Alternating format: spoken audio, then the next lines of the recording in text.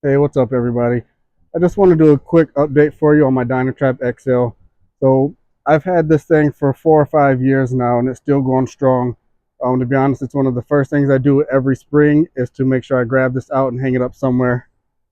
This year I put it kind of out in the back of my yard, back by my shed. You can see I've got a fairly decent sized yard, and I only have one of these, and it does a really good job, I'd say, at really helping me control a lot of the mosquitoes and stuff. Um, I really love the design of it. It's really cool. It just basically has this light up here that kind of attracts the bugs. I think it might emit like CO2 type to attract the mosquitoes too. And then it has an exhaust fan that just pulls the mosquitoes as they go over here, and it pulls them down through into this kind of trap cage down here. It has a door that the air pulls down, so whatever goes in there, it can't get back out, and it just has the air to keep them down in. So that's really cool. I love that it has a really easy on-off feature or button right here.